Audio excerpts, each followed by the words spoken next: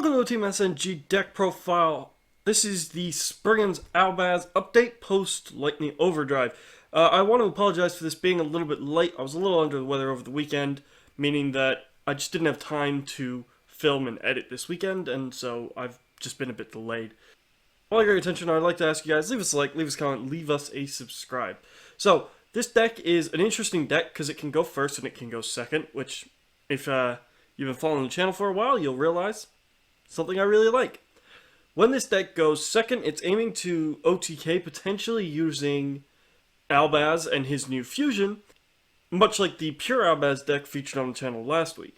Or, you can use a break my board mentality, where you're building up a board with the Springans extra deck monsters, and you're just popping all the stuff on your opponent's field, running over them, and seeing if they can come back at you.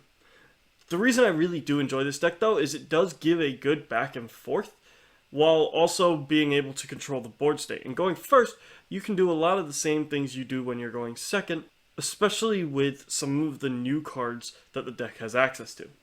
So that all being said, let's get into it. Starting off with the monsters, we're going to start out talking about our Springans monsters, and all of our main deck Springans have the effect that they can attach themselves to a Springans XCs from the hand, from the grave, or from the field, meaning that they're never quite dead cards even if they end up in your grave. The first of the Springans monsters that we run is 3 copies of Springan Rocky. Springans Rocky is a really interesting card because he also has a second effect, which is that he can add a card from your grave to your hand, whether it's one of your Springans monsters or it's your Great Sand Sea Gold Golgonda, which is the field spell the deck still does quite heavily rely on. Next, we've got 3 copies of Paydor, and this hasn't really changed since our previous build, but Paydor you contribute off to bring a Springans back from your graveyard. Following Paydor, we run 2 copies of the new Springans Brothers. Now, Springans Brothers, when he is sent to the graveyard from the hand or deck, he lets you target a Springans monster in your grave and special summon it in defense, meaning that he acts as recursion by putting stuff back on the board that you can use to link climb or go into your XCs or whatever it is that you're aiming to do with them. The benefit of the Springans Brothers is that he works really well with the new extra deck monster this deck has access to. Next, we're going to talk about the level 8 Springans, the first of which is the Captain Sargus. So we run 3 copies of Captain Sargus. When he's on the field, you can quick effect detach a material from a Springans XCs and pop a card on your opponent's field. That's nice. If he's attached as material, he gives the monster he's attached to a bonus 500 attack points. So whether he's attached to his ships or he's sitting there captaining them, he's always doing something to make the ships a little stronger. And finally, for our Springans lineup, we have 3 copies of Springans Branga. You could potentially cut this to 2, but I like this at 3 as it gives the deck some extra searchability by banishing itself and another Springans monster from your grave to add a Grand Sea Gold Golgonda or a Springans monster from your deck.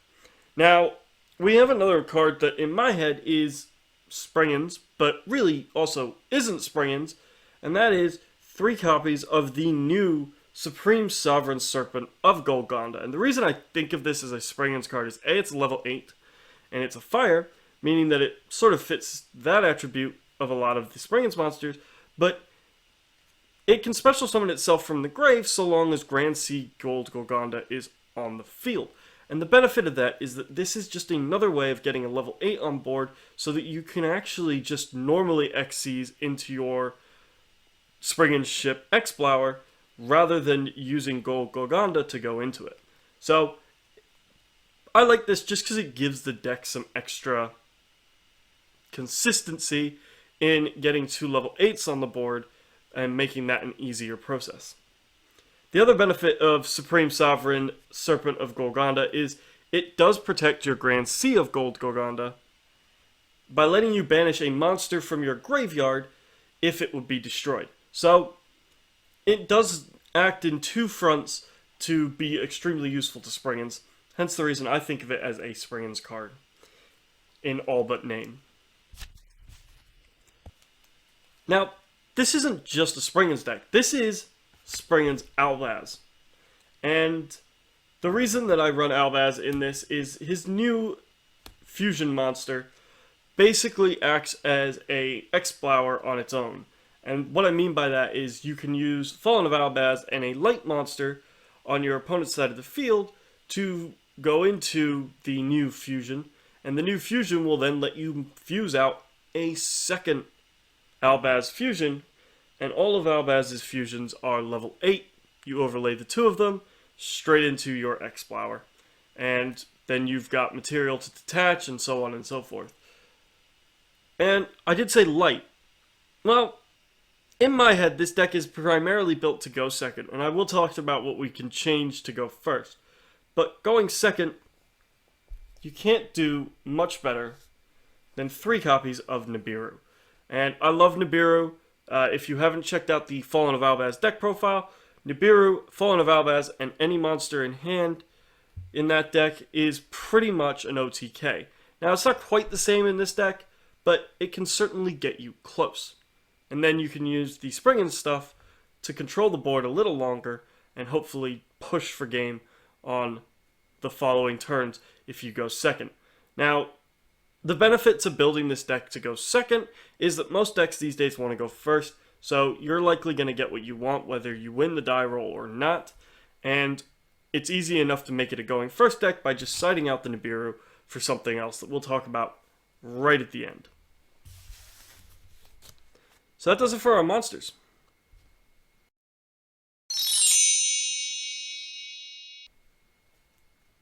On to our spells. So the first spell that we run, which is definitely the most important spell, is Grand Sea Golgonda. This is always going to be a primary focus for this deck, is getting this onto the field, because it just lets you turbo out your Springans XEs.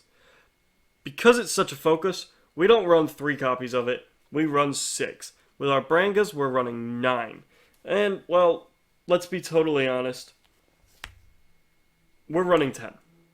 Springans Watch, if Golgonda's on field, acts as a Rhoda and a Foolish, which is really nice, but if you don't have Golgonda, it will get you your Golgonda, and that is such a clutch play, because at the end of the day, this deck can sometimes stall out if it can't find a way to its Golgonda. So nothing's changed there. The new card that we are running, though, coming out of our Lightning Overdrive, is 2 copies of Springans Booty.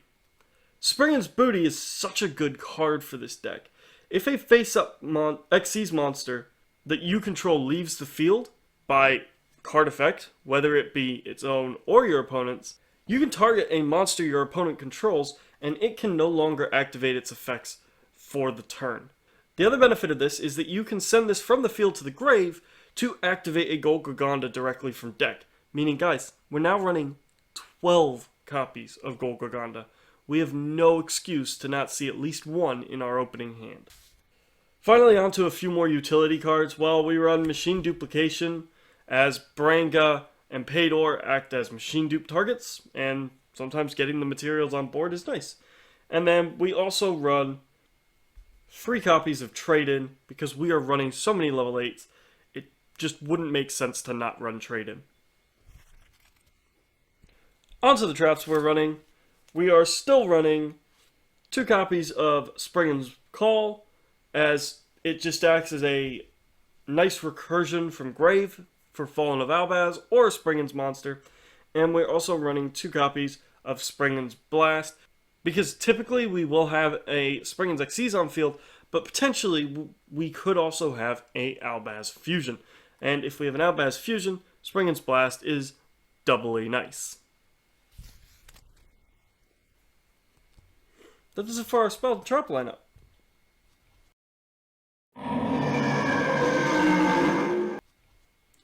Onto our extra deck. So, the first thing we're going to talk about in our extra deck is, well, our Springans monsters.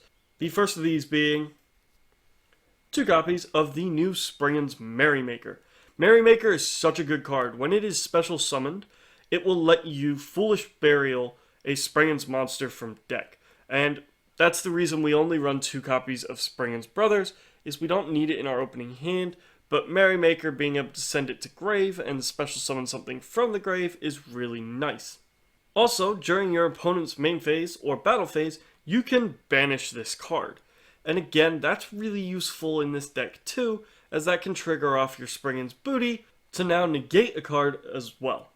Next, we're running 3 copies of the Springans boss monster, Springans Ship Explowerer. I love this card. Its method of removal is such an interesting method, which I really like, and I do appreciate. The other thing is, again, it can dodge effects by banishing itself during the main or battle phase of your opponent's turn. With Springans Booty now, that will trigger Springans Booty. So, Springans Ship Explowerer and Merrymaker are definitely fantastic cards, and they can both be cheated out of the deck by discarding a card while you have Golgonda on the field, meaning that you're in pretty good shape with either of them on the field. Now onto our Albaz lineup. Well, we run 2 copies of the new Albion, who acts as a second fusion summon when he's summoned by letting you fuse stuff from your hand, grave, or field into another fusion monster that is level 8 or higher, which will let you go into, well, potentially Titaniclad, based on what's potentially in your hand. You could go into Sprint if you fuse something that's been special summoned this turn off, or you could go into your Bragrand. All of these are good options to go into. The one benefit of going into Sprint the Iron Dash Dragon is, well, if he gets sent to grave, you can actually special summon out of your deck a Springans monster or add one to hand. Finally, onto a couple free agents we run. Well, this sort of is a rank 8 spam deck, so we're running 2 rank 8s that help control the board in our Hope Harbinger Dragon and in our Dingirsu. However, I'm also running something that benefits from ranks or levels that are quite high in Steel Star Regulator. I mentioned this last time, this is my sneaky tech into the extra deck. So that does it for our extra deck. Now I did promise that we would talk about what you could potentially change out for your 3 Nibiru if you want to go first. There are a couple of options, but ideally what you're going to want to put in his place, 2 copies of Screams of the Branded, which will let you special summon a fusion monster that is banished or in your graveyard if a fusion monster leaves your field, or Judgment of the Branded, which will punish your opponent if you can get one of your Albaz fusions onto the board. This is what I would personally swap in, and the reason for that is that if Albion is in the graveyard during the end phase, he can set any of these 3 from the deck, and that means that you can then use these to get yourself back into your Albion and into your other Albaz fusions that you do have access to in the deck. So, at the end of the day, this deck still has the hindrance that it previously had, which is that it is wholly reliant on seeing Great Grand Sea Gold Golgonda. However, now it is a little more consistent with the extra copies we're running with Springans Booty, and we didn't really have too much trouble seeing it previously. However, now with another Springans XCs to summon out from the extra deck in our Springans Merrymaker, Golgonda's suddenly gotten that much more promising. You know, Explowerer is still here as a valuable option and a certain power card that lets us take stuff away from our opponent really well. And Merrymaker helps turbo him out with our Springans Brothers by sending Springans Brothers to the grave and Brothers putting a level 8 on board, meaning that we should potentially be in good shape. And both Merrymaker and Explowerer have the ability to remove themselves from the field as a quick effect on our opponent's turn, which will trigger the control aspect of Springans Booty to stop our opponents from being able to use cards that they may desperately require to get their own combos off. The additional benefit of the newer build is that we are running copies of Supreme Sovereign Serpent of Golgonda, and you could send this as cost for the Great Sand Sea Golgonda to get your Explowerer, or your Merrymaker onto board, and if you do so, you can then put your Supreme Serpent back on the field, and that could then act as Xyz material for a rank 8, which again is really nice. The other benefit this deck has over a purer build is we run Albaz, and Albaz helps facilitate these rank 8 plays as well, especially now that he has his newer form in Albion, the branded dragon. That all being said, I'd like to thank you guys for watching. Make sure you leave us a like, leave us a comment, leave us a subscribe. Check out test hands for this video, link will be down below. And check out one of these 2 videos. And I'll see you guys at the next video.